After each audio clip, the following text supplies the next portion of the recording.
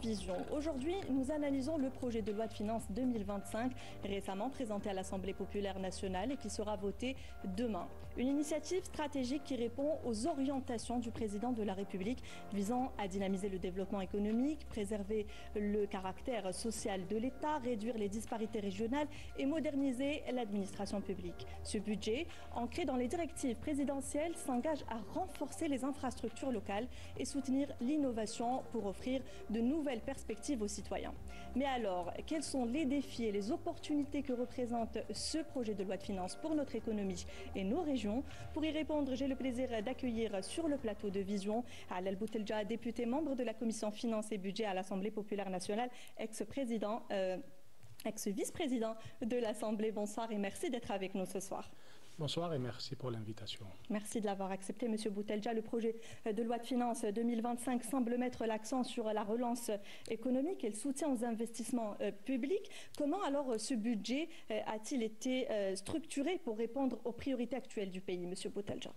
Merci encore une fois. Pour cette année, le budget de l'État va s'élever aux environs de 16 900 milliards de dinars, ce qui représente un peu plus de 126 milliards de dollars. Et ça, c'est pour la première fois depuis l'indépendance, on arrive à un budget aussi important. Pour cette année, les indices macroéconomiques sont au vert. On enregistre toujours des excédents pour ce qui est de la balance de paiement, que ce soit pour la balance commerciale. Pour cette année, il est prévu qu'on arrive au niveau de 4,5% de taux de croissance globale. Et il est prévu que nos réserves de change, encore une fois, vont observer une augmentation jusqu'à 73 milliards de dollars. Ce qui veut dire qu'on est dans une situation financière confortable et l'État est en pleine capacité de répondre aux besoins des Algériens. Monsieur Boutelja, vous venez de parler justement d'un objectif de croissance économique fixé à 4,5% pour 2025. Sur quel secteur concrètement et actions spécifiques repose cet espoir de relance économique et comment l'État prévoit-il, M. Boutelja, de réaliser malgré les défis économiques globaux?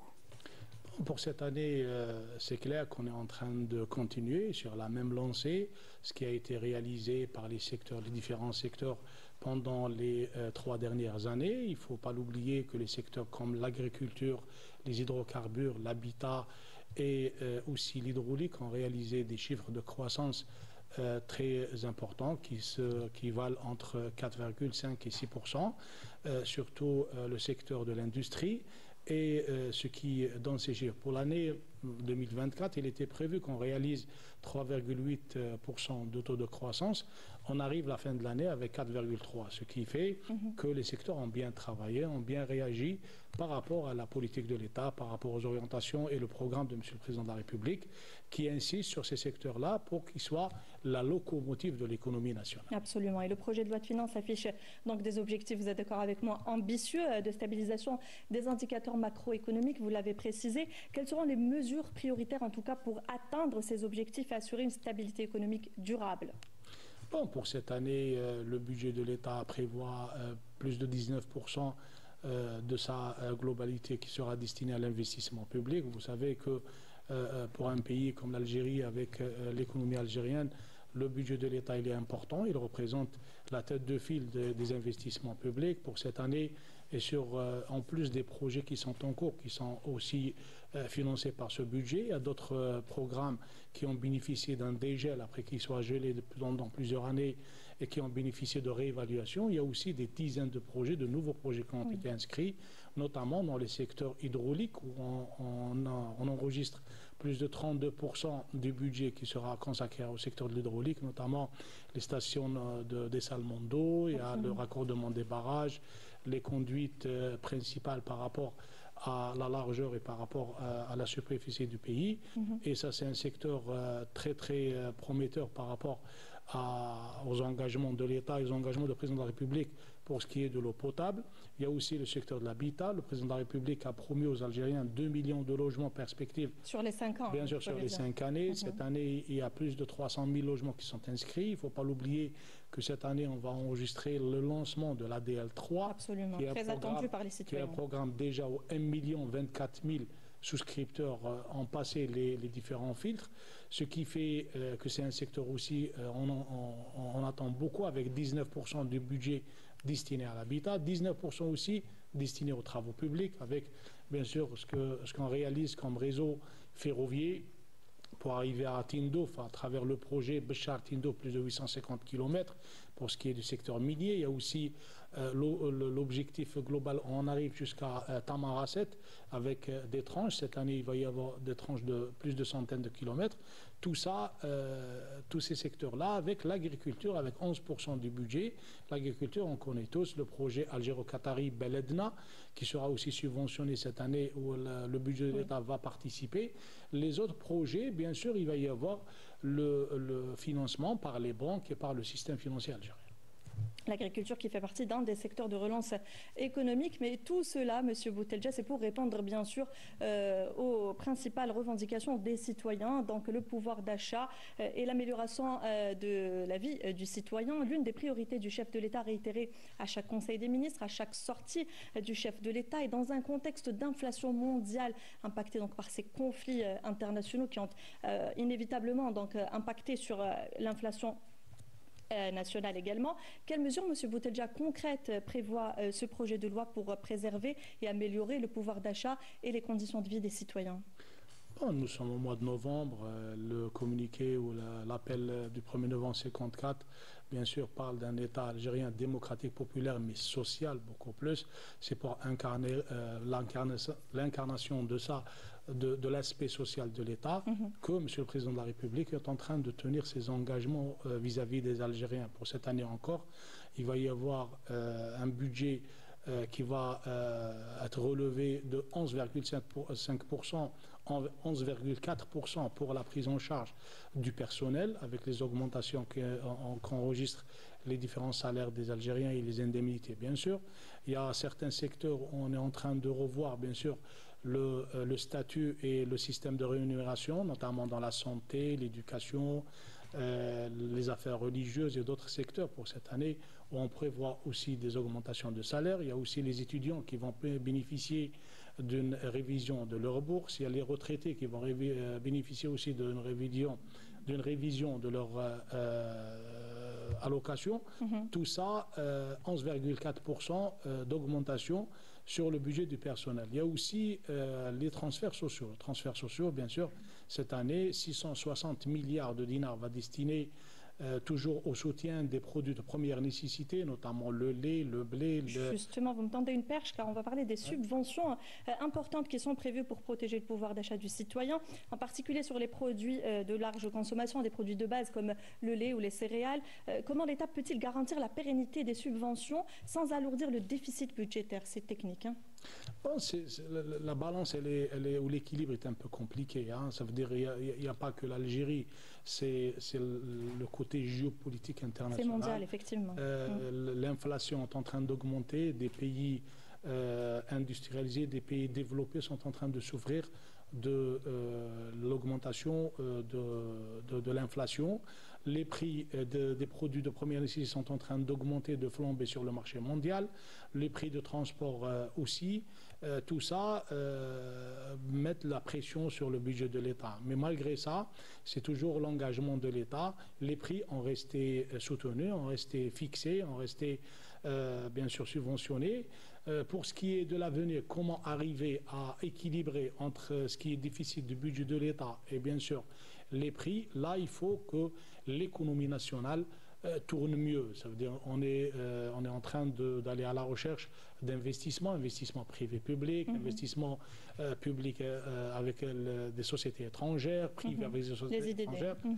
C'est ce qu'il faut aller pour le moment. Ça veut dire la seule solution pérenne, en plus de ce que réalise l'État à ce jour, à travers la fiscalité ordinaire, où il faut élargir l'assiette foncière, l'assiette fiscale, bien sûr, qui est une mesure qui peut ramener plus de recettes pour l'État. Il y a aussi la fiscalité du carburant pétrolière, aussi avec l'augmentation de la production du gaz, secteur minier qui est un secteur très prometteur aussi, où l'État est en train de mettre l'accélérateur. Tous ces secteurs-là peuvent nous ramener bien sûr des recettes supplémentaires, mais ce qui est périn, c'est bien sûr les secteurs où on a de la valeur ajoutée, tels que l'agriculture, l'industrie et les autres secteurs qui peuvent ramener aussi de la valeur ajoutée. Très bien. Et on a parlé des disparités régionales et comment les réduire. Le projet de loi de finances met en avant une stratégie de réduction des disparités régionales. Quels mécanismes, M. Boutelja, sont prévus pour garantir que les zones reculées, notamment dans le sud du pays, bénéficient concrètement de ces investissements? Bon, pour ce qui est des mesures législatives qui ont été décrétées sur le projet de loi de finances 2025, il y a bien sûr toujours la prolongation des mesures d'exonération de 50% ou de la réduction de 50% de l'IBS et de l'EFE par rapport de la TVA par rapport aux entreprises qui sont actives sur le Sud. Ça, c'est une mesure pour, bien sûr, pour favoriser. Il y a aussi les budgets qui sont destinés aux collectivités locales. Il ne faut pas l'oublier pour ce qui est de la prise en charge des doléances de première nécessité des citoyens. Et là, les communes de Sud et les wilayas de Sud vont bénéficier de programmes spéciaux. Il y a aussi les 120 milliards de dinars destinés au budget pour ce qui est des plans communaux de développement. Ça aussi, c'est pour arriver à toucher un petit peu la disparité. Toutes ces mesures-là et autres, bien sûr, vont soutenir cette optique d'arriver à éliminer cette disparité entre les territoires. Et M. Boutelja, la transformation numérique, également une des priorités du président de la République. La transformation numérique des services publics est au cœur de ce projet de loi également, mais des défis subsistent toujours quant à l'accès aux technologies. Justement, on parlait des zones reculées dans certaines régions du pays. Quelles mesures sont envisagées pour réduire cette fracture numérique et assurer un accès équitable? Bon, la numérisation a été toujours une priorité absolue dans le programme de M. le Président de la République. Absolument. C'est connu, il y a des efforts énormes qui sont peut-être fournis d'abord par l'État comme chef de file au commissariat pour la numérisation, où Madame le ministre, Madame Ben Mouloud, est en train de faire un effort considérable. Et puis, bien sûr, et pour donner un petit peu l'image par rapport à ce qui est en train de se faire, chaque conseil des ministres, Madame le ministre réalise ou fait une présentation devant Monsieur le Président de la République sur l'évolution de processus de numérisation. Ça, ce qui est très important. En plus de ça, il y a des efforts énormes qui sont en train d'être faits par les entreprises publiques, notamment dans la téléphonie, dans plusieurs secteurs. On est en train de réaliser quand même des avancées considérables. Pour ce qui est de processus de numérisation, il faut que tout le monde s'y mette parce que c'est tout le monde qui est concerné par cette histoire de numérisation. Et parmi les objectifs, c'est bien sûr la bureaucratie. Il faut faire face au processus bureaucratique pour donner plus de facilité aux Algériens par rapport à leur contact avec l'administration. Et les exonérations fiscales et les incitations pour les start-up, les projets innovants sont des points importants dans ce projet de loi. Comment le gouvernement prévoit-il d'assurer le suivi de ces entreprises pour qu'elles contribuent efficacement au développement économique du pays? Aussi, les start-up et bien sûr les projets innovants et en général les PME, PMI représentent un pilier de l'économie nationale et c'est parmi la stratégie économique nationale. Et pour le moment, on continue à soutenir à travers des réductions fiscales, des réductions dans les taxes, des réductions dans les droits pour les droits d'enregistrement. On continue à soutenir ces entreprises-là pour leur donner une bouffée d'air pour aller se lancer dans leurs objectifs. Et bien sûr, ça commence à donner ses fruits d'une année à une autre. Et normalement, les objectifs seront réalisés d'ici 2027. Et un point qui intéresse fortement le citoyen, donc le crédit à la consommation. Qu'est-ce qui est prévu dans ce projet de loi? Pour ce qui est du crédit de la consommation, cette année aussi, le gouvernement a donné feu vert pour les banques de continuer à donner des crédits pour la consommation aux Algériens avec des exonérations de la TVA et des taxes. Et qu'est-ce qui est prévu justement si on parlait de TVA et de taxes? Il est prévu que les prix vont être revus à la baisse sur le marché, ce qui va permettre aux Algériens de les octroyer avec des prix plus raisonnables. Et pour que ces crédits-là, ils vont être dans la facilité pour les Algériens pour financer leurs besoins, quoi. D'accord. Et on a parlé tout à l'heure des investissements publics. Les investissements publics qui occupent une place centrale également dans cette loi de finances, avec des priorités comme les infrastructures, les services de base. Alors comment on peut s'assurer que ces investissements aient un impact significatif sur le développement régional et le bien-être des citoyens? Bon, comme je l'ai dit tout à l'heure, l'investissement public représentera une locomotive pour ce qui est de l'investissement en général et représentera la tête du fil pour ce qui est de l'investissement. L'économie nationale doit fonctionner sur deux pieds, un pied public et un pied privé. Il y a 9400 projets d'investissement qui sont au niveau de l'API en ce moment et qui sont en train de voir le jour. En parallèle, le projet de loi, bien sûr, continue à financer les grands projets structurants, notamment ce qui est des projets des routes, des projets de la ligne ferroviaire, des projets concernant le secteur de transport, secteur de travaux publics, secteur de l'hydraulique. On attend la réalisation et on continue à réaliser des stations de dessalement d'eau. On est en train de de raccorder les barrages. On est en train de réaliser des réseaux d'AOP un peu partout sur les territoires. Tout ça, et bien sûr, sans oublier les programmes spéciaux que certains wilayas vont bénéficier sur des projets structurants aussi par rapport à la prise en charge des doléances de citoyens. Et qu'est-ce qui est prévu, M. Boutelja, par rapport à la lutte contre la fraude et l'évasion fiscale? L'évasion fiscale, pardon. Bon, il y a beaucoup de mesures techniques qui ont été décrétées par la DGI, la Direction générale des impôts, notamment dans leur processus de numérisation, rapprochement de l'administration des opérateurs économiques et commerciaux, facilitation à travers les portes GBIT et autres. Toutes ces mesures-là, et bien sûr, on est en train de calquer et de mettre en place un système de numérisation entre les différentes directions. Ça veut dire entre la direction actuellement, la direction des domaines publics et la DGI, déjà, après la finalisation de l'opération de numérisation chez la DGDN, sur ce qui est de la scanarisation, sur ce qui est du cadastre, l'opération du cadastre, oui. On est en train de calquer les résultats. Et là, on est passé de 3 millions d'habitations qui étaient recensées à la DGI. Là, on passe déjà à 11 millions d'habitations. Vous voyez un petit peu, voilà, c'est significatif, vous voyez un petit peu l'impact.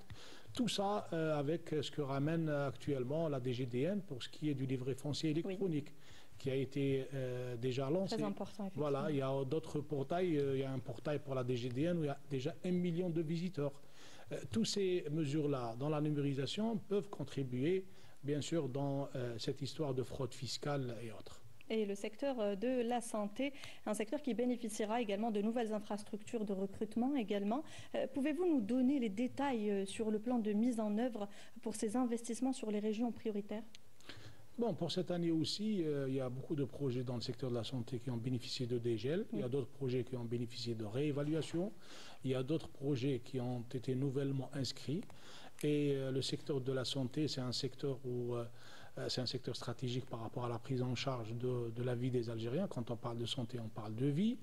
Et c'est un secteur où l'État a toujours donné la priorité. Pour ce qui est des recrutements du personnel, le secteur de la santé va bénéficier de 21 000 nouveaux recrues entre médical et paramédical et administration. Et ça, c'est un nombre très, très, très important. Et bien sûr, il y a des hôpitaux qui vont être réalisés dans beaucoup de wilayas. Il y a d'autres structures sanitaires aussi qui vont être réalisées. Et tout ça pour faire face à la demande des Algériens. Vous avez parlé de l'agriculture, M. Boutelja, tout à l'heure. L'agriculture, qui, je le rappelle, est un secteur stratégique, un secteur de relance économique. À quel horizon pensez-vous que nous pourrions atteindre l'autosuffisance et cette souveraineté nationale, surtout en ce qui concerne le blé? Bon, les efforts qui sont les efforts fournis par le secteur de l'agriculture, notamment sur les régions du Sud, commencent à donner ses fruits. Pour cette année, on a bien avancé sur les quantités produites par rapport au blé et d'autres produits. Et à ce jour, Monsieur le Président de la République s'est engagé pour que la fin de l'année 2025, on ne va plus importer du blé dur. Et c'est ce qui est en train d'être réalisé. C'est un secteur aussi qui participe aux alentours de 20% dans le PIB national. Et ça, c'est très important. Et c'est un secteur qui répond aux besoins du couffin des Algériens, ce qui donne cette priorité à ce secteur. Et qu'en est-il justement des exemptions fiscales pour soutenir la sécurité alimentaire, M. Boutelja? Pour ce qui est de la sécurité alimentaire, bien sûr, on continue à soutenir les engrais pour destiner aux fellahs. On est en train de régulariser les assiettes foncières pour les fellahs. On est en train d'établir les actes de jouissance pour les fellahs. On est en train de donner des terrains à travers l'Office national des terres agricoles. Tout ça, en plus des banques qui sont en train de faciliter l'accès aux différents types de financement des projets agricoles. Tout ça rentre dans une dynamique nationale destinée et orientée vers ce secteur. Bien sûr, sans oublier la difficulté du stress hydrique. Hein. On est en train de faire des efforts sur les espaces irrigués. Oui. On est en train de passer du simple d'eau aux surfaces irriguées pour ce qui est du secteur de l'agriculture, ce qui est très important. Et le projet de loi prévoit une augmentation du capital du Fonds national d'investissement. Quels secteurs seront prioritaires selon vous pour les financements de ce fonds et comment le gouvernement garantit-il un retour sur investissement pour l'économie nationale? Pour ce qui est du Fonds national d'investissement, on est passé de 150 milliards de dinars à 275 milliards de dinars, ce qui est du simple au double. C'est destiné beaucoup plus pour financer les projets publics. Pour cette année, la priorité va être donnée au secteur de l'hydraulique, au secteur de travaux publics, l'habitat et bien sûr l'industrie, qui sont des secteurs rapporteurs, des secteurs avec une valeur ajoutée, que ce soit sur les postes d'emploi, que ce soit pour ce qui est de l'économie nationale. Pour cette année, il faut s'attendre que le Fonds national d'investissement rentre aussi en partenariat dans pas mal de secteurs prometteurs aussi. Et tout ça dans une perspective de financer l'investissement public. Très bien, nous arrivons pratiquement à terme de notre émission, Monsieur Boutelja. Le projet de loi de finances 2025 sera donc voté demain à l'Assemblée populaire nationale. Vous vous attendez à quoi? Est-ce que vous êtes optimiste? Est-ce que ce projet de loi de finances 2025 répond vraiment aux besoins des citoyens algériens aujourd'hui? Bon, comme je l'ai bien dit au début de l'émission, pour cette année, nous sommes dans une situation confortable sur le plan financier. Il est prévisible qu'on passe une année tranquille avec des recettes qui peuvent répondre aux besoins des Algériens et aux doléances des Algériens. Bien sûr, on s'attend à une vraie relance économique avec un lancement de beaucoup de projets structurants et bien sûr le lancement des projets d'investissement privés. Pour cette année, on s'attend qu'on va se retrouver à la fin de l'année 2025 dans une situation meilleure, que ce soit pour l'économie nationale, que ce soit pour le budget de l'État. C'est tout le mal qu'on souhaite à notre pays. Merci beaucoup, Monsieur Allel Boutelja. Je rappelle que vous êtes député, membre de la commission finances et budget à l'Assemblée populaire nationale, également ex-vice-président de l'Assemblée. Merci d'avoir été avec nous et d'avoir répondu à nos questions. Merci à vous, mesdames, messieurs, de nous avoir suivis. On se retrouve mardi prochain pour un autre numéro de Vision. D'ici là, passez une excellente soirée sur Canal Algérie.